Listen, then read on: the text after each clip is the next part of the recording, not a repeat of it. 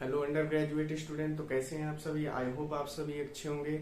मैं करण सिंह वेलकम करता हूं आप सभी का हमारे चैनल अमेजिंग साइंस साइड में केमिस्ट्री क्लासेस में, जिसमें हम पढ़ रहे थे बीएससी फर्स्ट सेमेस्टर के लिए केमिस्ट्री, जिसमें हमारी केमिस्ट्री क्लासेस चल रही थी बीएससी फर्स्ट सेमेस्टर के लिए, जिसमें हमारी बुक का नाम था फंडामेंटल्स ऑफ केमिस्ट्री, जिसमें हमारे लेक्चर नंबर 8 तक हो चुके हैं। यदि आपने अभी तक वो लेक्चर वॉच नहीं किए हैं तो अभी हमारे चैनल पर विजिट करके उसे वॉच कीजिए एंड बीएससी को कंटिन्यू रखिए। ठीक है, तो केमिस्ट्री में हमारा लेक्चर नंबर आज का 9 है, जिसमें हमारी यूनिट नंबर 2 चल रही थी simple bonding theories of molecules, जिसमें हमारा टॉपिक चल रहा था concept of hybridisation, hybrid orbitals and molecular geometry. ठीक है, मॉलिक्यूल ज्योमेट्री क्या है कि हम हर टॉपिक को आपको सिलेबस से हर टॉपिक को उठा के उसे क्वेश्चन के फॉर्म में आपके सामने प्रेजेंट करते हैं, जिससे आप उसको एग्जाम में पहचान कर तुरंत उसको सॉल्व कर सकें। ठीक है, तो हमारा क्वेश्चन कौन सा था, व्हाट इज क्वेश्चन नंबर 3 था। 2 क्वेश्चन पहले ही हो चुके हैं। ठीक है, तो what is hybridisation, explain different type of hybridisation with examples. तो जिसमें हम आपको एसपी यानी हाइब्रिडाइजेशन आपको करा चुके हैं, उसकी एप्लीकेशंस करा चुके हैं, उसके बाद SP hybridization and sp2 hybridisation, उसके बाद फिर sp3 हाइब्रिडाइजेशन भी आपको हम कंप्लीट करा चुके हैं। ठीक है, तो आज का हमारा टॉपिक है sp3 डी हाइब्रिडाइजेशन। तो चलिए इसको समझते हैं। देखिए, जब किसी एटम के 1s orbital and 3p orbitals and 1d orbital, देखिए एक s ऑर्बिटल है, 3p ऑर्बिटल है एंड d 1 ऑर्बिटल है, आपस में मिक्स होती हैं तो 5 न्यू sp3d हाइब्रिड ऑर्बिटल्स का फॉर्मेशन होता है। इस फिनोमिना को हम क्या कहते हैं, sp3d हाइब्रिडाइजेशन कहते हैं। ठीक है, पांचों sp3d हाइब्रिड ऑर्बिटल्स में से 3 sp3d यानी 5 है हमारी टोटल, क्योंकि 1 तो s हुई, 3p हुई तो 4 हो गए, और एक 1d हुई, तो टोटल कितनी हुई हमारी 5 हुई। तो उन 5 में से हमारा जो है 3 sp3d hybrid orbitals trigonal shape बनाती हैं। कैसी बनाती हैं, ट्राइगोनल, यानी ये जो यहाँ बनी हुई है ये ट्राइगोनल है। ये ऊपर और नीचे वाले लोब्स को छोड़ दीजिए, ये वाले तीनों ये ट्राइगोनल शेप बनाती हैं 3। और उसके बाद जिन्हें हम क्या बोलते हैं, इक्वेटोरियल, देखिए ये लिखा हुआ है, इन तीनों को हम क्या बोलते हैं, 1 2 3, ये जो ट्राइगोनल शेप बना रही हैं इनको हम बोलते हैं इक्वेटोरियल हाइब्रिड ऑर्बिटल्स। ठीक है, जिनके बीच में कितना बॉन्ड एंगल होता है, इनके बीच में बॉन्ड एंगल होता है 120 डिग्री।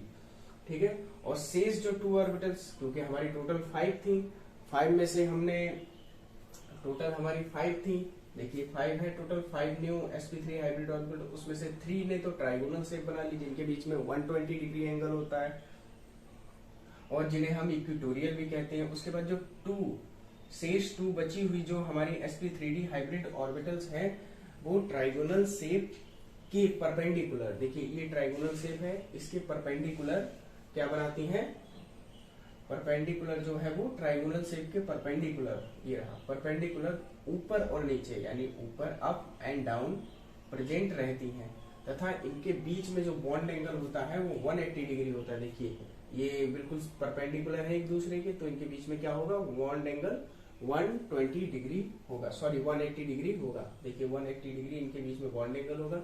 जिन मॉलिक्यूल्स में sp3d हाइब्रिडाइजेशन पाया जाता है उनकी ज्योमेट्री क्या होती है, ट्राइगोनल बाइपिरामिडल। ट्राइगोनल बाइपिरामिडल उनकी ज्योमेट्री होती है, जिसको शॉर्ट फॉर्म में टीबीपी कहते हैं। ठीक है, टीबीपी होती है, और इन्हें हम क्या बोलते हैं, एक्सियल हाइब्रिड ऑर्बिटल्स कहते हैं। तो देखिए हमारे एक बार शॉर्ट में दोबारा से समझ लीजिए, मैं दोबारा से बताता हूँ। देखिए ये sp3d जिसमें हमारी 1s ऑर्बिटल थी एंड 2p ऑर्बिटल थी, सॉरी 3p ऑर्बिटल थी एंड 1d ऑर्बिटल थी। अब जब सब मिले तो हमारे कितनी बनी, 5 sp3d हाइब्रिड ऑर्बिटल्स बनी। ठीक है, इस फिनोमेना को ही हम sp3d हाइब्रिडाइजेशन कहते हैं। ठीक है, उसके बाद फिर जिसमें से हमारे जो 3 sp3d हाइब्रिड ऑर्बिटल्स थी वो हमारी ट्राइगोनल शेप बनाती है, जिनके बीच में 120 डिग्री एंगल होता है। और जो हमारी 2 बची हुई है, 5 में से 2 बची हमारी, तो वो 2 क्या करती हैं, वो इन ट्राइगोनल शेप के जो हमारे हाइब्रिड ऑर्बिटल्स होती हैं उन तीन के ऊपर और नीचे परपेंडिकुलर प्रेजेंट होती हैं, जिनके बीच में हमारा बॉन्ड एंगल 180 डिग्री होता है। और ये इन्हें हम क्या कहते हैं, इन्हें एक्सियल हाइब्रिड ऑर्बिटल्स कहते हैं, जिनके बीच में और जो हमारे ये पांचों होती हैं इनके बीच में क्या ज्योमेट्री होती है, तो हमारा जिसमें हमारा sp3d हाइब्रिडाइजेशन पाया जाता है उसकी ज्योमेट्री ट्राइगोनल बाई पिरामिडल यानी TBP होती है। चलिए इसको स्ट्रक्चर के फॉर्म में समझते हैं। देखिए एक हमारा s ऑर्बिटल स्फेरिकल होता है, फिर दूसरा हमारा px ऑर्बिटल, p में इन्होंने 3 लिए हैं तो यानी px, py एंड pz तीनों ही मिक्स हो जाएंगे। देखिए px एंड py एंड ये pz, ये p x एक्सिस पे है, y एक्सिस पे है, z एक्सिस पे। फिर हम लोग z लेंगे, ठीक है, z लेंगे,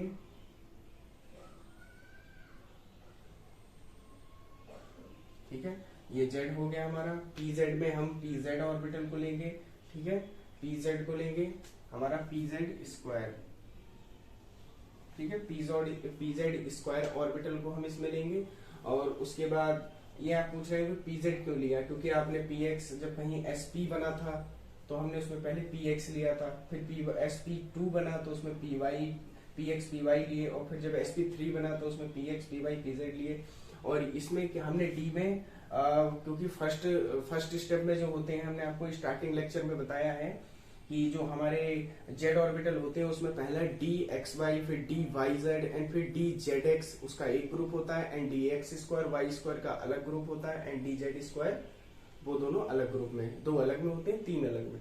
लेकिन यहाँ पे ये dz स्क्वायर को क्यों लिया गया है उसका रीजन आपको अगले सेमेस्टर्स में पता चलेगा, ठीक है, उसका आप इंतजार कीजिए। आप अभी इसको केवल याद रखिए कि इसमें z स्क्वायर को लिया जाता है, ठीक है, आपके सिलेबस में ये नहीं है। तो देखिए 5 sp3d हाइब्रिड ऑर्बिटल्स ये आपस में सब को ओवरलैपिंग करती हैं। तो ओवरलैपिंग करने के बाद देखिए हमारा क्या होता है, ओवरलैपिंग करने के बाद ये हमारी ये तीनों कौन सी हैं, ये तीन ट्राइगोनल शेप बनाती हैं, ठीक है, ये px py एंड pz ये वाली है, और ये z ऑर्बिटल है जो कि ये हमारी z वाली है, ये वाली, जो कि इनके बीच में कितना 180 डिग्री एंगल होगा, और ये परपेंडिकुलर प्रेजेंट है अप एंड डाउन में। इनको एक्सियल ओवरलैपिंग बोलते हैं और इसको इक्वेटोरियल हाइब्रिड ऑर्बिटल्स बोलते हैं। और इन्होंने मिलकर क्या बनाया, ये शेप जो बनाया है ये 5 sp3d हाइब्रिड ऑर्बिटल्स, जिसकी ज्योमेट्री क्या होती है, ट्राइगोनल बाई पिरामिडल यानी TBP होती है। तो आशा करता हूँ आप सभी को ये समझ में आ गया होगा। यदि कोई भी डाउट हो तो कमेंट सेक्शन में जरूर बताया कीजिए। चलिए इसका अब हम लोग एग्जाम्पल देखेंगे, ठीक है, तब तक के लिए मैं स्क्रीन छोड़ देता हूँ, आप लोग नोट कर लीजिए।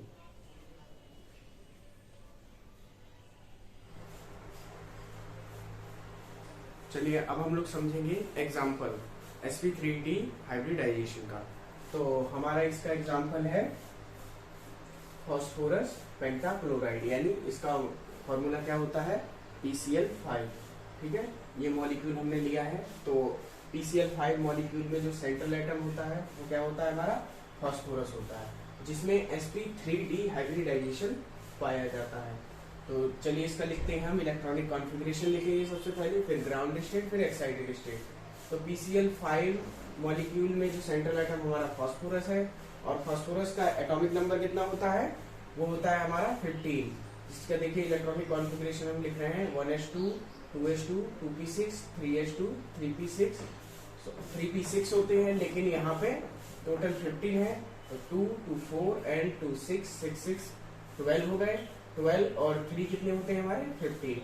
तो p में हमारे ओनली 3 इलेक्ट्रॉन्स आएंगे। तो ये हमारे ये जो 1 2 3 ये जो नंबर्स लिखे हुए हैं ये क्या है हमारे, ये हमारी प्रिंसिपल क्वांटम नंबर है जो कि हमारी ऑर्बिट को बताते हैं, ठीक है। तो ये हमारे फर्स्ट ऑर्बिट है, ये सेकंड ऑर्बिट है, ये थर्ड ऑर्बिट है, ठीक है। तो हम इसकी ग्राउंड स्टेट जो लास्ट वाली ऑर्बिट है थर्ड नंबर, हमेशा इलेक्ट्रॉनिक कॉन्फ़िगरेशन की जो लास्ट वाली ऑर्बिट होती है उसी का हम इलेक्ट्रॉनिक कॉन्फ़िगरेशन लिखते हैं। तो इलेक्ट्रॉनिक कॉन्फ़िगरेशन मतलब इलेक्ट्रॉनिक विन्यास।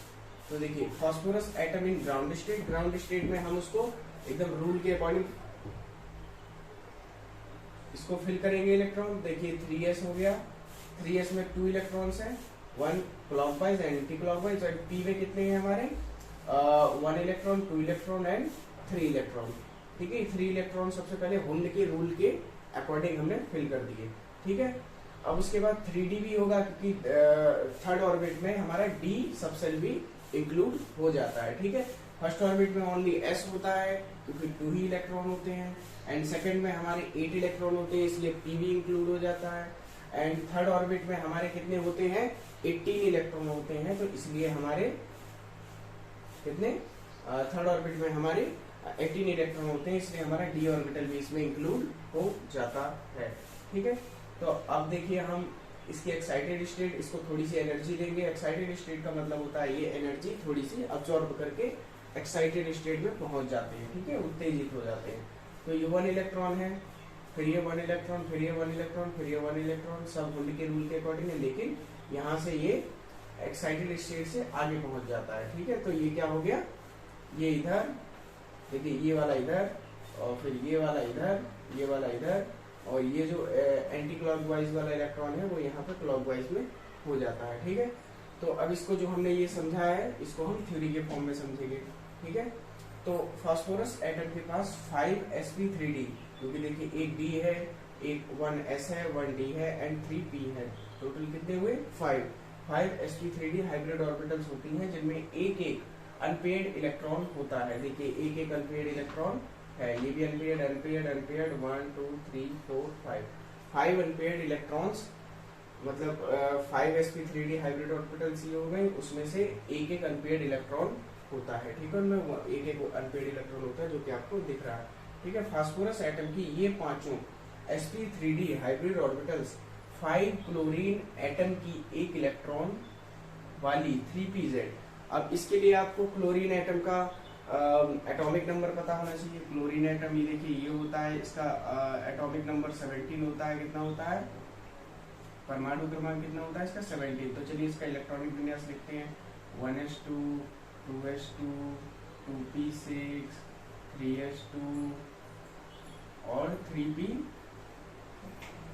कितना होगा 2 2 4 6 6 6 12 एंड 5, इसमें 5 आएंगे, 12 और 5 कितने हो गए 17।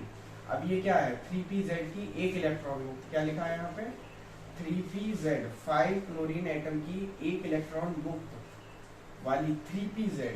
तो देखिए p में कितने हमारे सबसेल होते हैं, p में 1 है, ये 3 होते हैं, ये हो गई 3p5। ऐसी तो लिखेंगे हम, लास्ट वाली ऑर्बिट का इलेक्ट्रॉनिक कॉन्फ़िगरेशन लिखेंगे, यहाँ पे s हो जाएगी।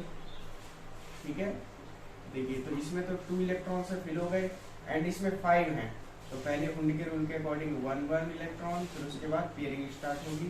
ये कितने हो गए हमारे 3 1 2 3 एंड 4 एंड 5, तो ये 5 इलेक्ट्रॉन्स हो गए हमारे। तो इससे आपको पता चलता है ये तो 3px हो गई एंड ये 3py हो गई एंड ये 3p हमारी z हो गई। ठीक है, तो आपको क्लियर हो गया, ये एक इलेक्ट्रॉन मुक्त है, इसमें अनपेयर्ड इलेक्ट्रॉन है, एक इलेक्ट्रॉन मुक्त इस वाली क्लोरीन एटम से। ठीक है, ये सब क्लोरीन है, ये क्लोरीन एटम की 3pz है। ठीक है, तो ये 3pz एटॉमिक ऑर्बिटल से कोएक्सियल ओवरलैपिंग करके pCl5 मॉलिक्यूल का फॉर्मेशन करते हैं। चूंकि इस मॉलिक्यूल में sp3d हाइब्रिडाइजेशन पाया जाता है, इसलिए इसकी ज्योमेट्री कैसी होती है TVP, यानी ट्राइगोनल बाइपिरामिडल ज्योमेट्री होती है। ठीक है, समझ में आ गया। बॉन्ड एंगल जो मैंने आपको बताया था, इसमें 5 होती हैं, 5 हाइब्रिड ऑर्बिटल्स होती हैं, उसमें से 5 में से जो 3 होती हैं हमारी, वो क्या करती हैं, वो हमारी ट्राइगोनल शेप बनाती हैं, जो जिनके बीच में 120 डिग्री एंगल होता है। और जो हमारी 2 बचती हैं वो क्या करती हैं, वो हमारी जो 3 हमारी ट्राइगोनल शेप बनाती है, जिनके अंदर जिनके बीच में 120 डिग्री एंगल होता है, उनको हम इक्वेटोरियल हाइब्रिड ऑर्बिटल्स बोलते हैं। उसके बाद जो हमारी 2 बचती हैं हाइब्रिड ऑर्बिटल्स, वो क्या करती हैं, वो इन ट्राइगोनल बाइपिरामिडल के ये ऊपर और एक नीचे इस तरीके से परपेंडिकुलर प्रेजेंट होती हैं, जिनके बीच में एंगल कितना होगा 180 डिग्री एंगल होगा। कितना एंगल होगा 180 डिग्री एंगल होगा। चलिए लिख लेते हैं बॉन्ड एंगल भी, इसके बीच में कितना होगा 120 डिग्री एंगल एंड इसके बीच में कितना एंगल होगा, इनके बीच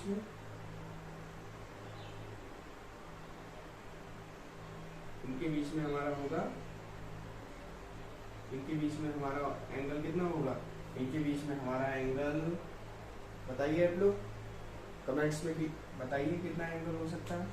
तो इनके बीच में अभी मैंने आपको एंगल बताया था कि इनके बीच में हमारा एंगल होता है 180 डिग्री एंगल, ठीक है। इनके बीच में 180 डिग्री एंगल होता है, सही से लिख लीजिए। इनके बीच में 180 डिग्री एंगल होगा, ठीक है। ये डायग्राम थोड़ा मैंने छोटा बनाया क्योंकि बोर्ड पे जगह नहीं थी। आप लोग इसको अच्छे से कॉपी पे बड़ा सा डायग्राम बनाइएगा, ठीक है। तो आशा करता हूँ आपको ये एग्जांपल जो है वो एकदम क्लियर हो गया होगा। अगर कोई भी डाउट हो तो कमेंट सेक्शन में जरूर बताइएगा।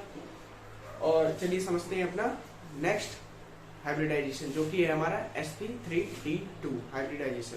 चलिए आप नोट कर लीजिए।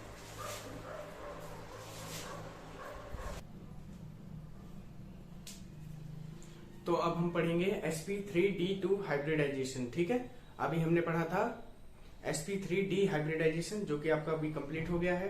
अब हम लोग पढ़ेंगे sp3d2 हाइब्रिडाइजेशन, ठीक है।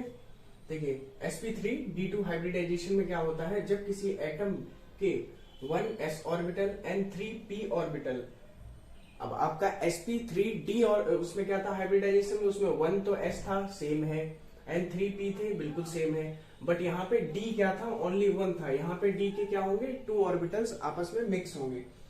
तो d ऑर्बिटल आपस में मिक्स होते हैं तो जिससे ये कितने हो जाते हैं, 1 3 एंड 4 एंड 2 कितने हो जाते हैं, 6 न्यू sp3d2 2 है, ठीक है। इसको ध्यान रखिएगा, 2 हाइब्रिड ऑर्बिटल्स का फॉर्मेशन होता है, ठीक है, जो कि शेप साइज एंड एनर्जी में इक्वल होता है, इक्वल होती है, ठीक है। होता वो आप लगा लेना, ठीक है, इक्वल होता है, ठीक है। इस फिनोमिनॉन को हम क्या कहते हैं, sp3d2 हाइब्रिडाइजेशन कहते हैं, ठीक है। जिन मॉलिक्यूल्स में sp3d2 हाइब्रिडाइजेशन पाया जाता है उनकी ज्योमेट्री कैसी होती है, ऑक्टाहेड्रल, ऐसी, ठीक है। ऑक्टाहेड्रल इसको बोलते हैं, ठीक है, ऑक्टाहेड्रल होती है।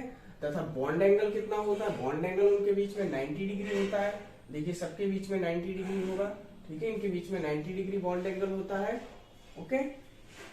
तो ये s ऑर्बिटल हो गया एंड हमने 1s की ऑर्बिटल ली, तो हमने ले ली 1s ऑर्बिटल एंड हमने p की कितनी ऑर्बिटल ली है, 3, ठीक है। तो उसमें 3 ली है तो px भी आ गया x एक्सिस पर एंड py y एक्सिस पर एंड pz z एक्सिस पर, 3p ऑर्बिटल्स ले ली। फिर उसके बाद z में हमने देखी आपकी हमने z में ली है axis d axis square y square जो कि फर्स्ट ग्रुप की है एंड dz स्क्वायर जो कि सेकंड ग्रुप की है, ठीक है। हमने ये ऑर्बिटल्स ली हैं। इनके बारे में आपको पता चलेगा कि आपने d x square y square लिया तो उसके बाद d y square d y z क्यों नहीं लिया या फर्स्ट ग्रुप के क्यों नहीं लिए, ठीक है। ये आपको जब ही क्लियर होगा जब आप थर्ड सेमेस्टर या फिर अदर सेमेस्टर में जब कभी आएगा ये कॉन्सेप्ट, तब मैं आपको जरूर समझाऊंगा, ठीक है। तो ये ले लिया, तो ये 2d ऑर्बिटल्स हो गए जिन्होंने पांचों ने मिलके, ये पांचों ऑर्बिटल्स आपस में मिक्स हुई तो हमारा क्या बना, 6 sp3d2 हाइब्रिड ऑर्बिटल्स बनी, ठीक है। जिसमें देखिए ये हमारी ऑक्टाहेड्रल शेप है, इसको ऑक्टाहेड्रल शेप बोलते हैं, ठीक है। इसमें देखिए जेड एक्सिस वाला ये है एंड एक्स एक्सिस भी है, वाई एक्सिस भी है, जेड एक्सिस भी है और अपर एंड डाउन भी है साथ में, ठीक है। तो ये 6 sp3d2 हाइब्रिड ऑर्बिटल्स का फॉर्मेशन होता है। और आप ये बॉन्ड एंगल जरूर याद रखिएगा जिनके में ऑब्जेक्टिव एग्जाम होगा, ठीक है। और कौन सी ज्योमेट्री पाई जाती है sp3d2 हाइब्रिडाइजेशन में, वो भी याद रखिएगा, ऑक्टाहेड्रल, ठीक है। हाँ, तो आशा करता हूँ आपको ये समझ में आ गया होगा। तो इसके बाद इसका हम लोग एग्जाम्पल समझेंगे। चलिए मैं स्क्रीन छोड़ देता हूँ, आप लोग नोट कर लीजिए।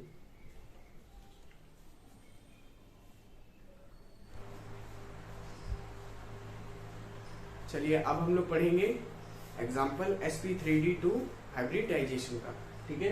तो हमारा एग्जाम्पल क्या है, हमारा एग्जाम्पल है सल्फर हेक्साफ्लोराइड, ठीक है। तो सल्फर हेक्साफ्लोराइड का फॉर्मूला क्या होता है, SF6, ठीक है। तो हमने सल्फर हेक्साफ्लोराइड मॉलिक्यूल ले लिया, ठीक है। तो जिसमें सल्फर हेक्साफ्लोराइड यानी SF6 मॉलिक्यूल में हमारा सेंट्रल एटम क्या है, सल्फर है, ठीक है, जिसमें sp3d2 हाइब्रिडाइजेशन पाया जाता है, ठीक है।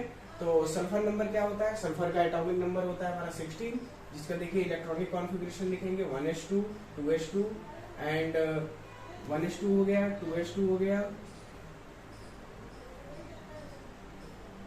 1s2, 2s2, 2p6 and 3s2, 3p4 and 3d vacant रहेगा, क्योंकि सल्फर नंबर 16, 2 and 2 4, 4 and 6, 6 6 कितने होंगे 12, 12 एंड 12 and 4 कितने हो जाएंगे हमारे 16। तो सल्फर का एटॉमिक नंबर कंप्लीट होता है एंड इसमें डी भी आ जाएगी, क्योंकि मैंने आपको बताया था पिछले sp3d हाइब्रिडाइजेशन के एग्जांपल में मैंने आपको बताया था, ठीक है। उसमें PCl5 में कि इसमें जो होता है मैंने ये बताया था 1 2 3 ये जो नंबर लिखी है ये ऑर्बिट को डिनोट करती हैं। तो फर्स्ट ऑर्बिट में ओनली 2 इलेक्ट्रॉन्स होते हैं, इसलिए वहां पे s केवल सबसेल होता है, और सेकेंड ऑर्बिट में हमारे 8 इलेक्ट्रॉन होते हैं, इसलिए वहां पे s और p दोनों इंक्लूड हो जाते हैं। और फिर थर्ड ऑर्बिट में हमारे 18 इलेक्ट्रॉन होते हैं, वो इसलिए वहां पे d ऑर्बिट भी इंक्लूड हो जाती है, ठीक है। तो sulphur atom in ground state, तो सल्फर की ग्राउंड स्टेट लिखेंगे, जिसमें देखिए डी में क्या होता है, लास्ट वाली ऑर्बिट का हम इलेक्ट्रॉनिक कॉन्फ़िगरेशन या उसको ग्राउंड स्टेट और एक्साइटेड स्टेट उसकी लिखते हैं, ठीक है। तो इस इलेक्ट्रॉनिक विन्यास लिखने के बाद उसकी लास्ट ऑर्बिट का हम ग्राउंड स्टेट लिखेंगे। देखिए एस में 2 इलेक्ट्रॉन है, हमने फिल कर दिए क्लॉक एंटी क्लॉक वाइज, और पी में देखिए 4 इलेक्ट्रॉन है, 1 2 3 हुंड के रूल के अकॉर्डिंग। फिर हमने पेयरिंग स्टार्ट की, ठीक है।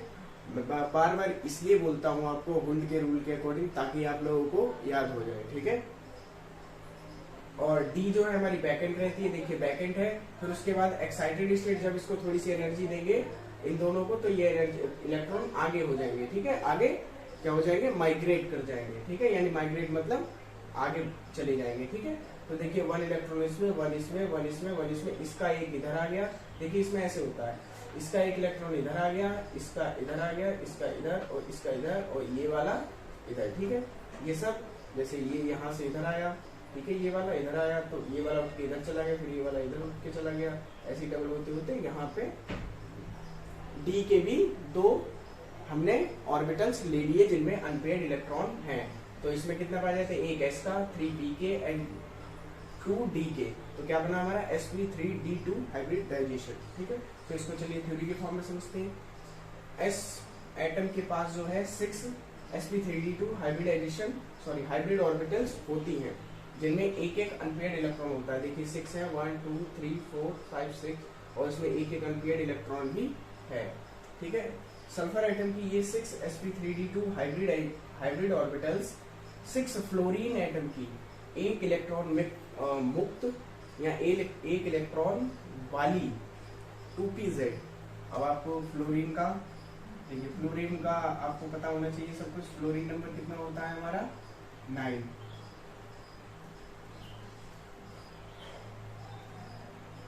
अब देखिए इसका हम इलेक्ट्रॉनिक कॉन्फ़िगरेशन लिखेंगे, 1s2, 2s2, 2p6, 3s2, कितना हो गया 2 to 4 एंड ये हो गए 6। तो यहाँ पे कितने आएंगे 5। तो देखिए अब जब इसका हम लिखेंगे, लास्ट वाली ऑर्बिट का हम लिखते हैं इलेक्ट्रॉनिक कॉन्फ़िगरेशन। चलिए इसका इलेक्ट्रॉनिक इसे ग्राउंड स्टेट में लिखते हैं। तो ग्राउंड स्टेट में s हो जाएगा और इसमें p हो जाएगा। देखिए ये तो हमारा 2s2 हो गया, तो इसमें 2 इलेक्ट्रॉन फिल हो जाएंगे, इसमें 5 हैं। तो पहले हुंड के रूल का हम पालन करेंगे और यहाँ पे ये आ जाएगा। देखिए तो ये 5 इलेक्ट्रॉन फिल हो गए, 5 नहीं हुए, 4 हो गए, ठीक है। ये 5 इलेक्ट्रॉन फिल हो गए, 3 and 2 5।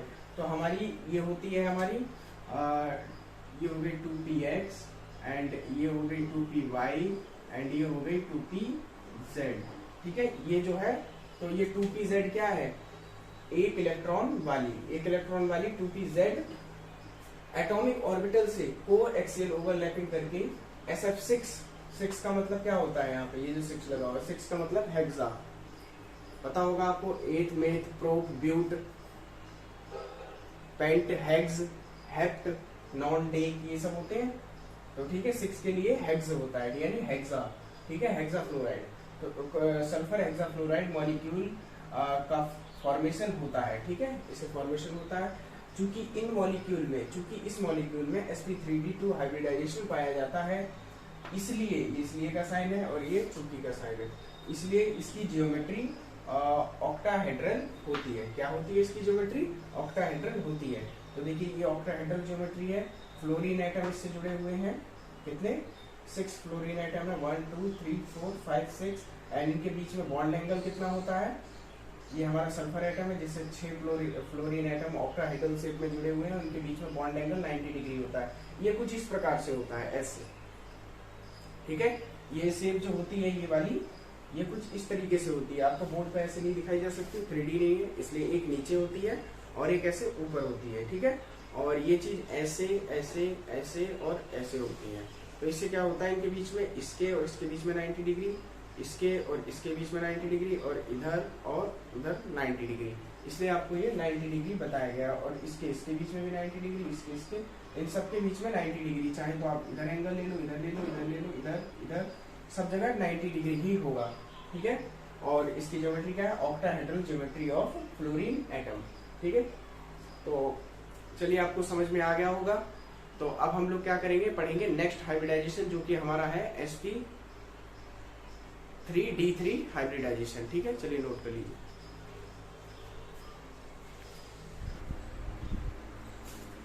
चलिए अब हम लोग पढ़ेंगे sp3d3 हाइब्रिडाइजेशन।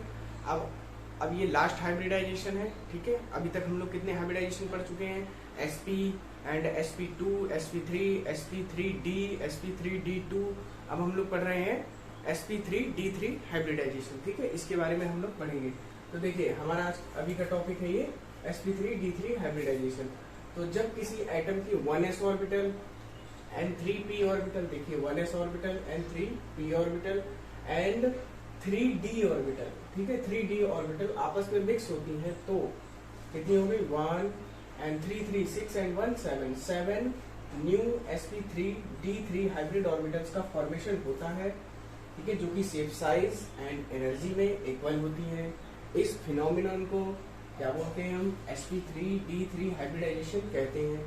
जिन मॉलिक्यूल्स में sp3d3 हाइब्रिडाइजेशन पाया जाता है उनकी ज्योमेट्री पेंटागोनल बाइपिरामिडल होती है, ठीक है। sp3d2 में क्या थी, tbp थी ना, tbp मतलब टेट्राहेड्रल बाइपिरामिडल, ठीक है, टेट्रागोनल बाइपिरामिडल ज्योमेट्री थी। इसमें क्या है, पेंटागोनल बाइपिरामिडल होती है, ठीक है। तथा बॉन्ड एंगल कितना होता है, इसके बीच में बॉन्ड एंगल होता है 72 डिग्री, ठीक है। बॉन्ड एंगल कितना होता है, 72 डिग्री। तो देखिए आप इसको स्ट्रक्चर के फॉर्म में समझते हैं।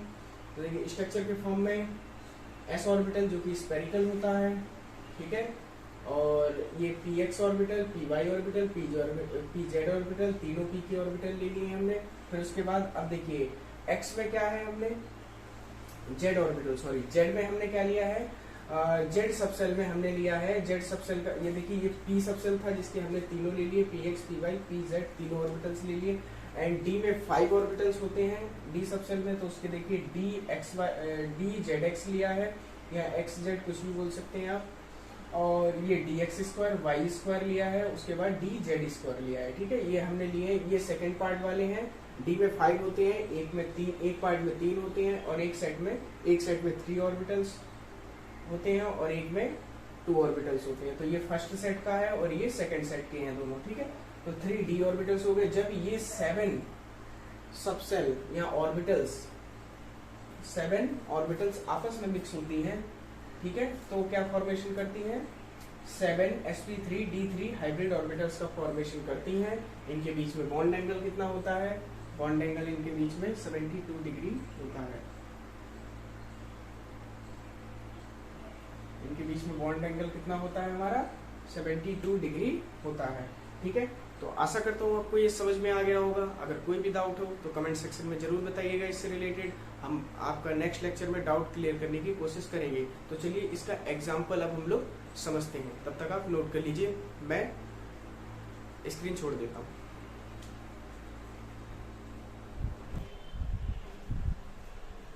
चलिए अब हम लोग एग्जाम्पल पढ़ेंगे sp3d3 हाइब्रिडाइजेशन का।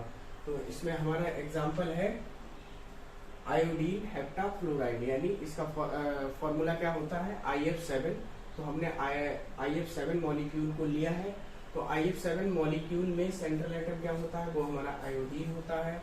सेंट्रल एटम इसमें हमारा आयोडीन होता है, जिसमें sp3d3 हाइब्रिडाइजेशन पाया जाता है, ठीक है। तो चलिए इसका इलेक्ट्रॉनिक कॉन्फ़िगरेशन लिखेंगे। आयोडीन का परमाणु क्रमांक यानी एटॉमिक नंबर कितना होता है, वो हमारा होता है 53। तो इसका इलेक्ट्रॉनिक कॉन्फ़िगरेशन चलिए लिखते हैं 1s2 2s2 2p6 3s2 3p6 3d10 4s2 4p6 4d10 and 5s2 5p6 and 5d10। ठीक है, तो ये हो गया इसका इलेक्ट्रॉनिक कॉन्फ़िगरेशन। तो iodine atom in ground state, तो ये जो नंबर्स होते हैं ये मैंने आपको बताया था, ये प्रिंसिपल क्वांटम नंबर है जो कि हमारे ऑर्बिट को डिनोट करते हैं। तो ये फर्स्ट ऑर्बिट है जिसमें 2 इलेक्ट्रॉन होते हैं, तो और ये हमारी दूसरी ऑर्बिट है जिसमें हमारे 8 इलेक्ट्रॉन होते हैं। तीसरी ऑर्बिट है, इसमें डी भी शामिल हो जाएगा जिसमें हमारे 18 इलेक्ट्रॉन होते हैं, फिर 32 होते हैं और फिर उसके आगे भी ऐसे ही चलता रहता है। ठीक है, तो इसमें हमारा क्या है 5s orbital, 5p orbital and 5d orbital. d इसमें बैक एंड रहेगी क्योंकि देखिए 5s2, आप इसको हम काउंट कर लेते हैं 2 and 2 4 4 4 and 2 6 6 and 6 12 and 18 18 and 2 20 and 30 30 and 40 46 48 and 53। ठीक है, ये 53 हो गए जिसमें लास्ट वाली ऑर्बिट का हम इलेक्ट्रॉनिक कॉन्फ़िगरेशन लिखते हैं। तो 5s2 में 2 इलेक्ट्रॉन्स हैं, हमने फिल कर दिए एंड 5p में हमारे 5 इलेक्ट्रॉन्स हैं, तो इसमें हमने 1 2 3 4 5 इलेक्ट्रॉन्स को गुण के रूल के अकॉर्डिंग फिल कर दिया। फिर उसके बाद 3d जो कि 5d जो कि हमारी बैकएंड है उसको लिख लिया। अब इसकी एक्साइटेड स्टेट, इनको थोड़ी सी एनर्जी देंगे। जो पेयर्ड इलेक्ट्रॉन है तो वो हमारे ये वाला इलेक्ट्रॉन इधर आ जाएगा और ये वाला इधर आ जाएगा और ये वाला इधर आ जाएगा। ठीक है, तो 1s हो गई एंड 3p हो गई एंड 3d हो गई। तो sp3d3 हाइब्रिडाइजेशन इस प्रकार से इसका फॉर्मेशन हो जाता है। चलिए अब इसको थ्योरी के फॉर्म में हम लोग समझते हैं।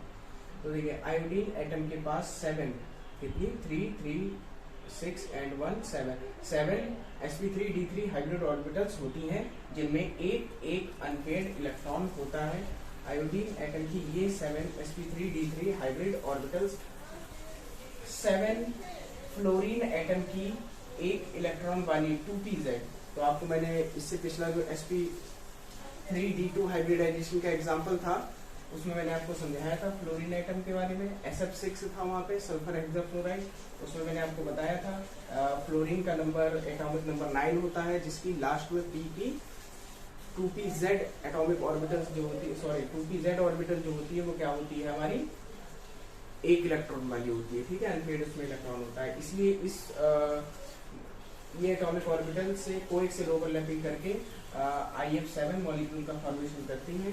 क्योंकि इस मॉलिक्यूल में sp3d3 हाइब्रिडाइजेशन पाया जाता है इसलिए इसकी ज्योमेट्री क्या होती है पेंटागोनल बाइपिरामिडल होती है।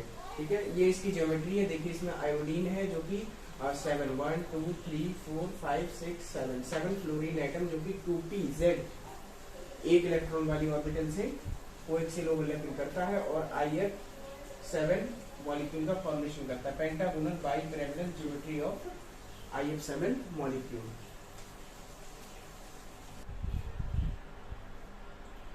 तो आशा करता हूँ आपको आज का लेक्चर अच्छे से समझ में आया होगा। अगर कोई भी डाउट हो तो हमसे कमेंट सेक्शन में जरूर पूछिएगा और यदि आप टेलीग्राम चैनल ज्वाइन करना चाहते हैं तो इस वीडियो के डिस्क्रिप्शन बॉक्स में आपको इसका लिंक मिल जाएगा, तो आप वहां से जाके डायरेक्ट ज्वाइन हो सकते हैं जहां पे आपको वीडियो का नोटिफिकेशन एंड वहां पे हर चैप्टर के या हर लेक्चर के आपको नोट्स जो हैं वो मिल जाएंगे। ठीक है, हैंड रिटन। तो आज के लेक्चर नंबर 9 के साथ जो है आपका ये topic concept of hybrid orbitals and molecule geometry या फिर question number 3 what is hybridisation, explain different type of hybridisation with example, ये आपका फिनिश होता है। ठीक है, तो कल आपसे फिर मिलते हैं एक नेक्स्ट लेक्चर के साथ एक नेक्स्ट वीडियो में। तब तक के लिए स्वस्थ रहिए। Have a nice day, thank you and जय हिंद।